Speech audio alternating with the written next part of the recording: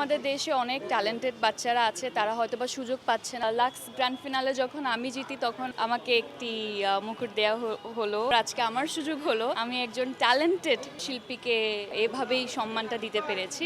অনেক অনেক বেশি আমার মনে হয় যে কোনো সম্মাননা তো সেটা অনেক বেশি ইন্সপায়ার করে যে কোনো শিল্পীকেই। তো সোহাগ ডান্স ট্রুপ এত সুন্দর একটা আয়োজন করেছে, অনেক অনেক ধন্যবাদ।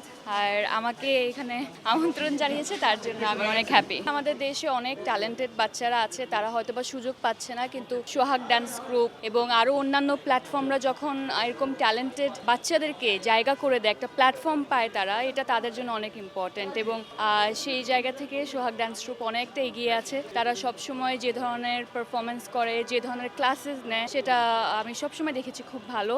এবং আমার মনে হয় এই ইউনিটিটা থাকলে অনেক সুন্দর একটা পরিবেশ থাকবে এবং এই ইউনিটি নিয়ে একটা সুন্দর এনভায়রনমেন্ট এবং অনেক ভালো ভালো কাজ করার সুযোগ হয়ে উঠবে। আর কিছুটা তাই আসলে।